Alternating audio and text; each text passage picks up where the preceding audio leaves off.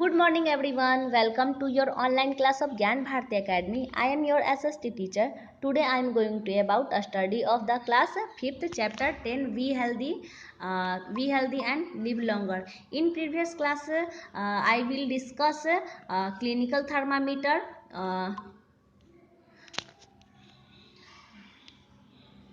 Stethoscope और मैंने आप लोग को क्या क्या पढ़ाया था। माइक्रोस्कोप के बारे में भी बताया था, एक्सरे मशीन के बारे में, एक्सरे स्कैनर के बारे में भी बताया था। तो चलिए आज की क्लास है जो कि आप लोग का पार्ट 2 है, इसी चैप्टर से रिलेटेड इसमें हम लोग देख लेते हैं। इसमें आज हम लोग न्यू मशीन्स के बारे में पढ़ेंगे। तो चलिए क्लास स्टार्ट करने से पहले अगर आप इस ज्ञान भारती के यूट्यूब चैनल पर नए हैं तो चैनल को। तो आज हम लोग न्यू मेडिसिन के बारे में पढ़ेंगे। न्यू मेडिसिन मतलब होता है, सब लोग को पता होगा, नई दवाइयों के बारे में। तो देख लेते हैं यहाँ पर हम लोग नई दवाइयाँ क्या क्या हैं। Earlier people did not known about the causes of disease and their treatments. यानी यहाँ पर बता रहे कि पहले के जो लोग होते थे वो बीमारी और उनके उपचार के बारे में उनको पता नहीं था। दे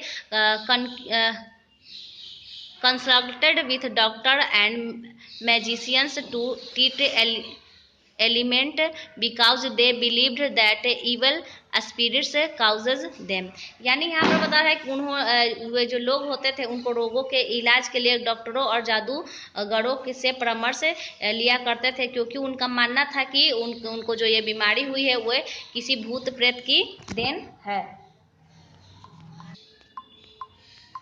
आगे यहाँ पर है gradually medicine were developed to cure disease. For example penicillin was discovered by sir Alexander Fleming in 1928 to prevent the growth of bacteria. Quinine was discovered to cure malaria. Smallpox has been completely eradicated through vaccines. तो यहाँ पर है, आप लोग जैसा कि देख रहे होंगे कि नई मशीन्स के बारे में हम लोग पढ़ रहे थे, नई मेडिसिन्स के बारे में पढ़ रहे थे। तो हम लोग यहाँ पर देखते हैं कि धीरे धीरे इनमें दवाइयाँ का भी विकास होने लगा। यानी पहले के लोगों का मानना था कि जो हम लोग को बीमारी हुई वो किसी भूत प्रेत की स्पिरिट के कारण हो रही है, लेकिन धीरे धीरे इनमें दवाइयों का भी यहाँ पर दवाइयों का विकास होने लगा। आगे यहाँ पर है कि सर अलेक्जेंडर फ्लेमिंग ने रोगों का इलाज के लिए पेनिसिलिन नामक की एक दवा बनाई, जिसका आविष्कार उन्होंने 1928 ईस्वी में किया था। आगे यहाँ पर है आप लोगों का मलेरिया के इलाज के लिए कुनैन की खोज की गई। चेचक के टीकाकरण के द्वारा पूरी तरह से इसे समाप्त कर दिया गया। आगे है eucalyptus is a good medicine for influenza. यानी यहाँ पर यूकेलिप्टस इन्फ्लुएंजा के लिए एक अच्छी दवा के रूप में साबित हुई। और आगे हम लोग देख लेते हैं, आगे हम लोग यहाँ पर देखेंगे सर्जरी के बारे में। तो सर्जरी के बारे में यहाँ पर है कि an operation in which the body in cut open to cure a disease और injury is called a surgery. यानी यहाँ पर बता रहे कि एक ऑपरेशन जिसमें एक बीमारी या चोट के इलाज के लिए शरीर को काटा जाता है, फिर उसको पूर्णतः पहले की जैसा कर दिया जाता है, उसी को क्या कहा जाता है, सर्जरी कहा जाता है। Surgery is performed by special doctors called surgeon. और यहाँ पर है जो सर्जरी होती है यानी जो शल्य चिकित्सा होती है उनको विशेष डॉक्टर करते हैं, जिनको सर्जन के नाम से भी जाना जाता है। जैसा कि ये सर्जरी हो रहा है, ये फिगर में आप लोग देख रहे होंगे, और ये जो स्पेशल टीम है डॉक्टर की, इनको ही सर्जन कहा जाता है। यानी किसी खास बीमारी के लिए कुछ स्पेशल डॉक्टर होते हैं, उन्हीं को सर्जन कहा जाता है। आगे है Sushruta and Charaka were the great surgeons of India in ancient time. यानी यहाँ पर है प्राचीन काल में सुश्रुत और चरक नामक भारत के महान शल्य चिकित्सक थे। They have discovered their knowledge about various types of operation in their books. और यहाँ पर है कि उन्होंने अपनी पुस्तक में विभिन्न कार्यों के बारे में अपने ज्ञान का वर्णन किया है। तो आगे हम लोग देख लेते हैं, now the new modern technique have been developed to operate open some of the most complex organs of the body like brain, heart, lungs, kidney etc. Cosmetic surgery is performed in case of burn victims. These types of surgery is also helpful for other to improve their looks. तो आगे यहाँ पर है कि अब शरीर के सबसे जटिल अंगों जैसे मस्तिष्क, हृदय, गुर्दे, फेफड़े आदि पर काम करने के लिए नई आधुनिक तकनीकों का भी विकास कर लिया गया है।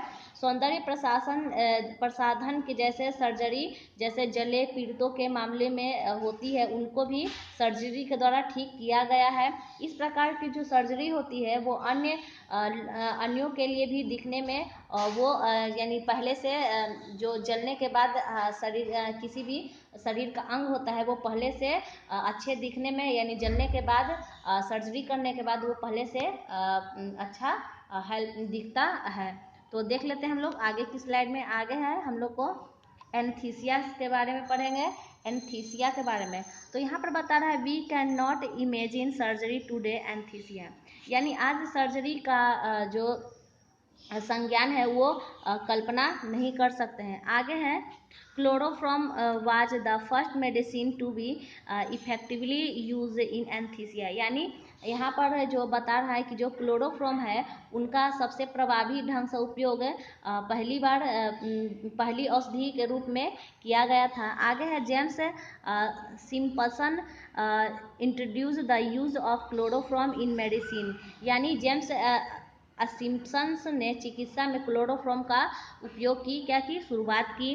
When a person inhales chloroform we becomes unconscious and feels to pain, यानी क्लोरोफॉर्म का उपयोग अगर किसी व्यक्ति पर किया जाता है तो वो बेहोश हो जाता है और उसको पीड़ा का अनुभव नहीं होता है। आगे है today a number of modern drugs are used in anaesthesia, यानी आज आधुनिक समय में जो एनेस्थीसिया का उपयोग है वो अनेक दवाइयों में किया जाता है। Although chloroform reduce the surgical pen,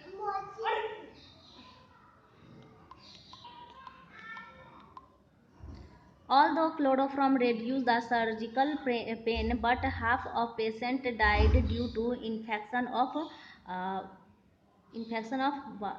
wounds। तो आगे यहाँ पर बता रहे हैं कि जब कोई व्यक्ति पर क्लोरोफॉर्म रहता है तो उसको ज़्यादा पीड़ा नहीं होती है। आगे है कि क्लोरोफॉर्म का उपयोग आज के दवाइयों के रूप में किया जाता है। हालांकि जो क्लोरोफॉर्म है वो सर्जिकल दर्द को भी कम करता है, लेकिन आधे रोगी को घावों के संक्रमण के रूप में ही क्या होते हैं, मर जाते हैं। आगे है तो यहाँ पर हम लोग देख रहे हैं कि एस्पीसियस के बारे में हम लोग पढ़ेंगे। तो एस्पीसियस के बारे में वी कैन यहाँ पर है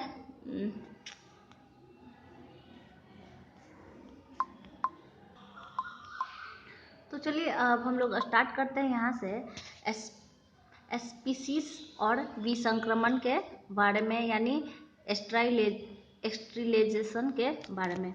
आगे यहाँ पर बता रहा है कि about 150 years ago wounds caused by injuries of operations often got infected with germs, यानी यहाँ पर बता रहा है कि कई 150 वर्ष पहले हुई चोट या अन्य ऑपरेशन के कारण घाव की कीटाणु संक्रमण हो जाते थे।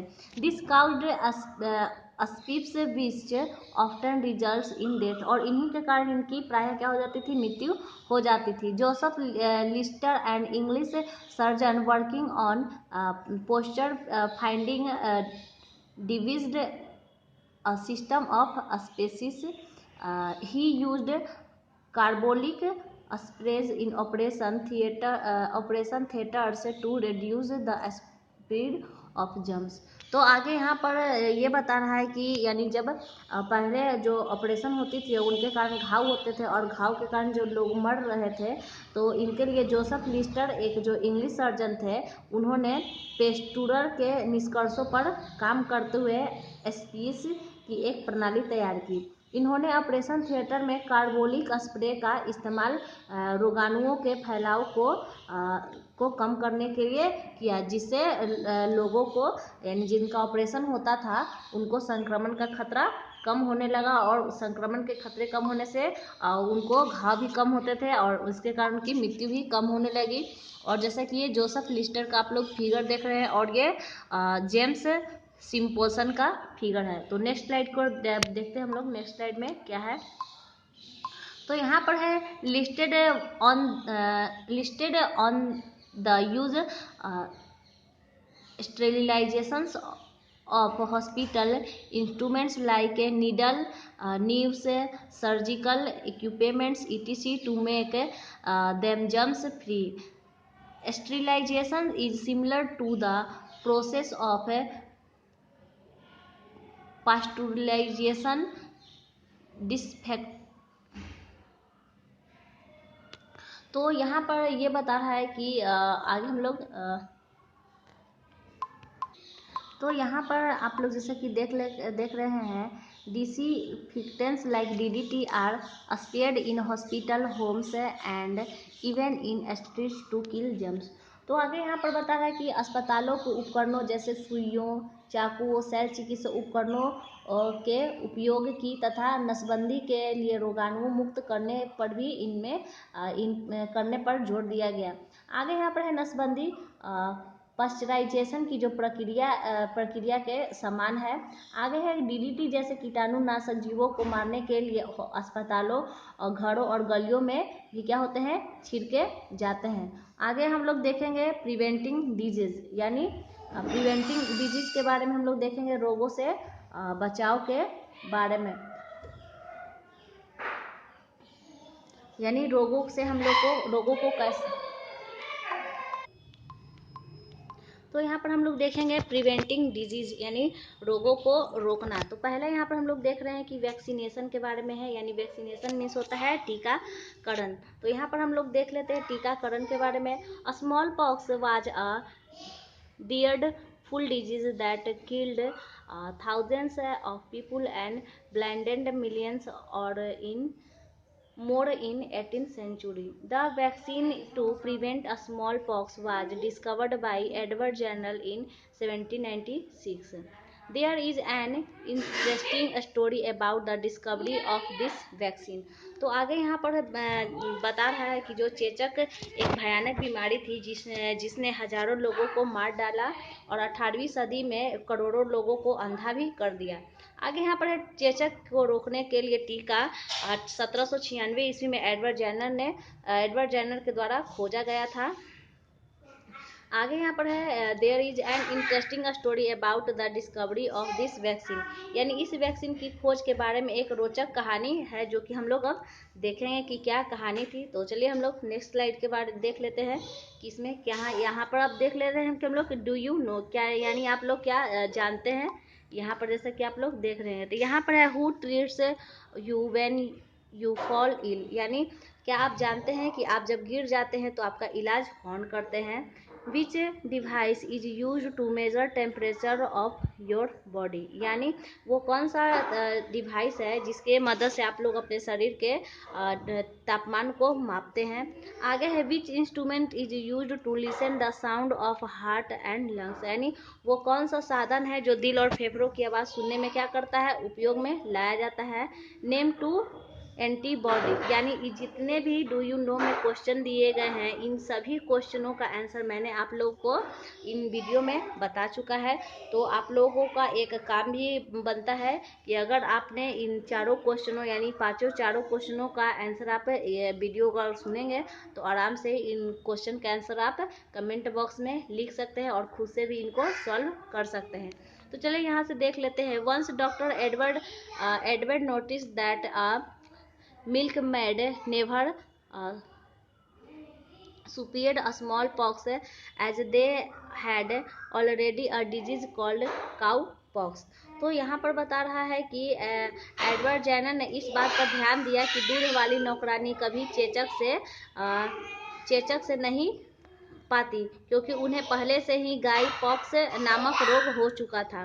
आगे यहाँ पर है cow pox is a disease that humans get from cattle, यानी काउ पॉक्स एक ऐसी बीमारी है जो मनुष्यों को पशुओं से मिलती है। Doctor Edward consulted the cow pox protected against small pox. तो यहाँ पर है कि डॉक्टर एडवर्ड ने निष्कर्ष निकाला कि चेचक को संरक्षित करके इनको स्मॉल पॉक्स के में बनाया जाए। आगे यहाँ पर है हम लोग देख लेते हैं नेक्स्ट स्लाइड क्या है।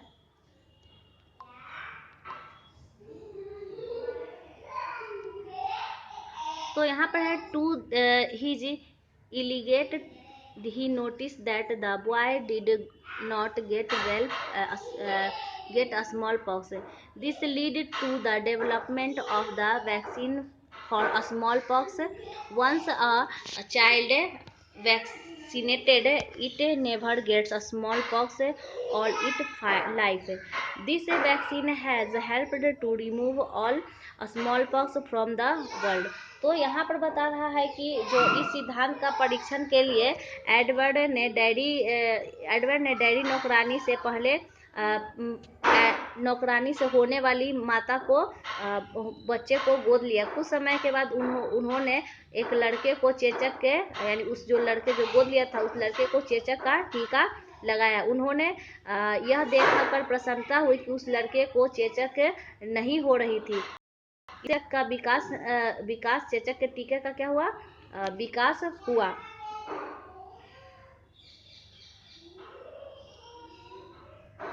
और इसी से क्या हुआ? चेचक का टीके का विकास हुआ। अब एक बार एक बच्चे को टीका लगाया गया तो उसे कभी छोटी चेचक नहीं हुई। इस वैक्सीन ने दुनिया से चेचक को दूर करने में काफ़ी इस दुनिया से यानी जो चेचक की रोग हो रही थी उनसे चेचक को रोकने में काफ़ी मदद मिली।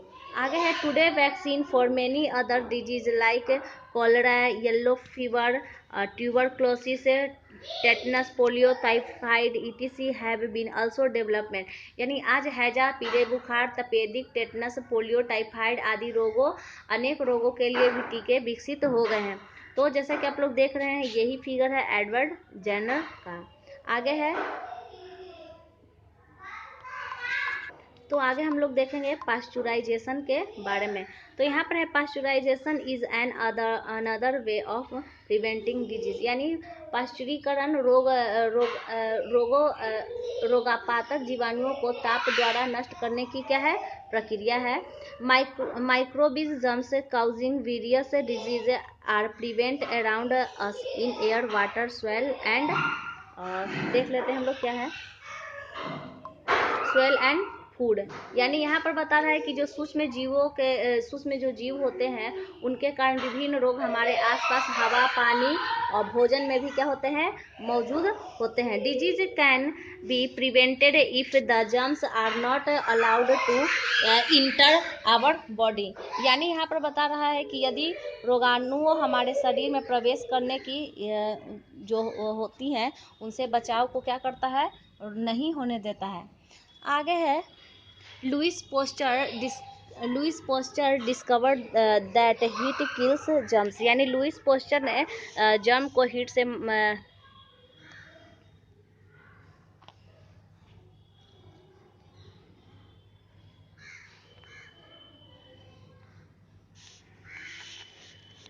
तो यहाँ आगे हम लोग यहाँ से देख रहे थे the found of that boiling of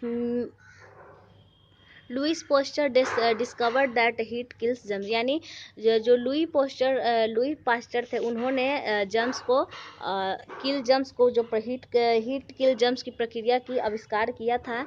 he found that boiling of milk for about half an hours make it germs free. यानी यहाँ पर है कि आधा घंटा तक दूध को उबालने से वह रोग मुक्त हो जाते हैं। इस प्रक्रिया को पास्चुराइजेशन कहते हैं। यानी this process is called pasteurisation. We get pasteurized milk in polypacked and bottles nowadays। यानी आज के समय में पॉलीपैक बोतलों में पाश्चुरीकृत दूध मिलता है। आगे है यूजिंग केमिकल्स। यानी केमिकल का यूजेज के बारे में हम लोग पढ़ेंगे कि रसायनों का उपयोग कैसे कैसे होता है। तो यहाँ पर है हम लोग देख रहे हैं we used many chemicals to kill germ. यानी हम लोग रोगाणुओं को मारने के लिए अलग अलग कई प्रकार के रसायनों का उपयोग करते हैं। Some chemicals slow down the activity of germs. यानी कुछ जो रसायन होते हैं उनकी जो क्या करते हैं उनको उपयोग करने से जो रोगाणुओं की बढ़ने की क्षमता होती है यानी गतिविधि होती है वे कम कर देती है।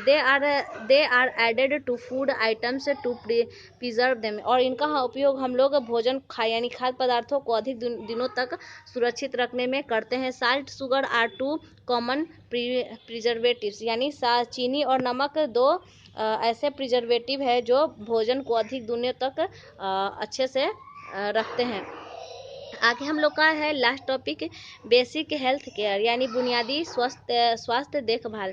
To keep our self free from disease you should follow some precautions. तो यहाँ पर बता रहा है कि अपने आप को रोगों से मुक्त करने के लिए आपको कुछ सावधानियों का पालन करना चाहिए। Some of them are given below, और उनके कुछ जो हम जो नियम है यानी कुछ जो नीचे दिए गए बातें हैं, उनको अगर आप ध्यान में रखते हैं तो हमेशा आप स्वस्थ रहते हैं। तो आगे है फर्स्ट हम लोग देख लेते हैं, कीप आवर सराउंडिंग क्लीन, यानी हमेशा अपने आसपास के जगहों को क्लीन रखें यानी साफ़ सुथरा रखें। ऑलवेज ड्रिंक क्लीन वाटर, हमेशा साफ पानी पिए। Do not walk barefoot as germs can enter your body through the skin, यानी नंगे पैर ना चले क्योंकि रोगाणु आपके शरीर में त्वचा से ही प्रवेश करते हैं। जैसा कि अभी हम लोग फिलहाल में कोरोना वायरस के बारे में सुन रहे हैं, वो इसी टाइप का क्या है, बीमारी है। तो हमेशा हम लोग को नंगे पैर नहीं चलनी चाहिए। Wash our hand before and after meals, यानी हम लोगों को खाना खाने से पहले और खाना खाने के बाद अपने हाथों को अच्छे से 20 मिनट तक कम से कम धोने चाहिए। Always eat clean healthy and nutrition food, हमेशा हम लोगों को साफ भोजन और संतुलित भोजन और स्वस्थ भोजन ही करना चाहिए। डू एक्सरसाइज डेली, और हमेशा हम लोगों को एक्सरसाइज भी करना चाहिए। तो चलिए आज ये क्लास 5th का जो टॉपिक था चैप्टर 10 वो हम लोग का यहीं पर ओवर होता है। तो इसी क्लास 5th के नेक्स्ट चैप्टर में हम लोग मिलेंगे। तो आज के लिए इतना ही। Thank you all of you, have a nice day.